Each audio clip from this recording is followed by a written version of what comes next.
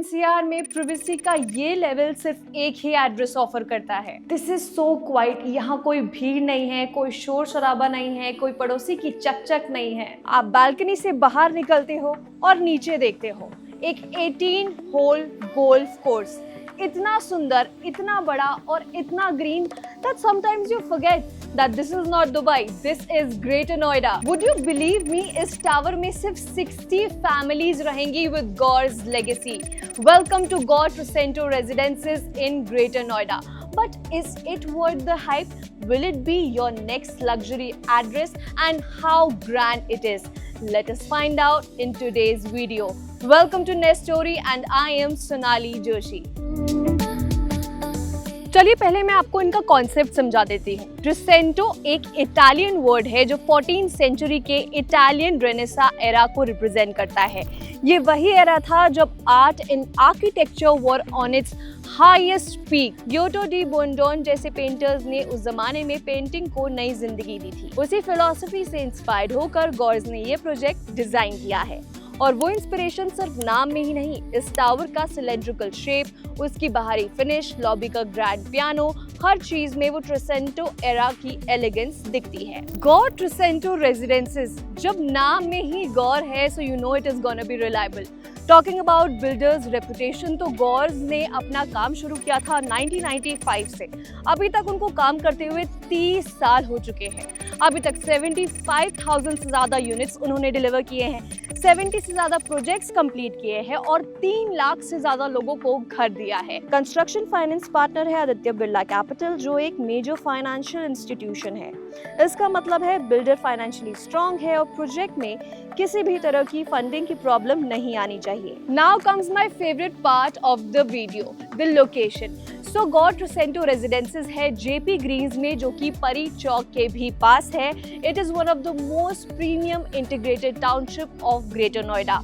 Noida expressway, Yamuna expressway पास में है, Pari Chowk metro station is also near by and Jewar international airport is just 60 minutes away from here. Jaypee Green's का advantage समझिए, ये 452 acres का ऑलरेडी डेवलप्ड टाउनशिप है। इसका मतलब schools, hospital, club, temple, sports complex, ये सब पहले से एग्जिस्टिंग है। आपको किसी भी चीज के डेवलप होने का इंतजार नहीं करना। अगर आपका daily commute sector 18, sector 62, sector 142, film city या दिल्ली साइड है तो जेपी ग्रीन्स थोड़ा सा दूर फील हो सकता है। ये लोकेशन लाइफस्टाइल के लिए एक्सीलेंट है, लेकिन if your office is in central Noida area तो दिल्ली कम्यूट थोड़ा सा ज्यादा लग सकता है।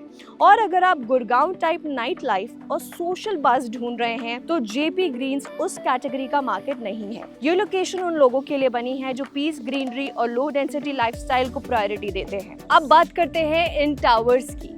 जो आप मेरे पीछे देख सकते हैं ये है 30 फ्लोर्स, यानी कि 60 अपार्टमेंट्स। इसका मतलब क्या है? हर फ्लोर पर सिर्फ 2 घर। प्रैक्टिकली इसका मतलब ये है कि लॉबी में आपको भीड़ नहीं मिलेगी, लिफ्ट में आपको रश नहीं मिलेगा, पार्किंग में आपको कोई भी इशू नहीं होने वाला है। Second point also to be noted is इनका floor to floor height is 3.25 metre. Normally luxury apartments में it is 2.75 meter, so obviously there's a big difference. Apartment size 5,000 से 5,050 square feet है 4 BHK. RERA carpet area approximately 3,060 square feet है और balcony area 806 square feet है। इसका मतलब है हर room से बाहर निकलो और सीधा गोल्फ कोर्स दिखता है 180 डिग्री व्यू में। लेआउट में आपको मिलेगा foyer, lounge, living room, dining area, 4 bedrooms, puja room, modular kitchen, 5 toilets, 4 dressing room, store room, servant room with toilet, utility balcony, सब कुछ एक अपार्टमेंट में। अब फिनिशेस की बात करते हैं तो लिविंग रूम, डाइनिंग रूम और ऑल बेडरूम्स में फ्लोरिंग इम्पोर्टेड मार्बल की है। किचन में ग्रेनाइट स्टोन है, ड्रेसिंग रूम्स में लेमिनेटेड वुडन फ्लोरिंग है, बालकनीज में एक एंटी स्किड सेरेमिक टाइल्स है। और एक डिटेल जो जेन्युइनली इंप्रेसिव है, ग्रैंड एंट्रेंस लॉबी में एक बेबी ग्रैंड पियानो प्लेस्ड है सिर्फ रेजिडेंट्स के लिए। एमिनिटीज में guys Gaurs have really impressed me because indoor के लिए they have Bloomsbury club house, जहाँ पे इंडोर एंटरटेनमेंट के लिए you will get basically everything.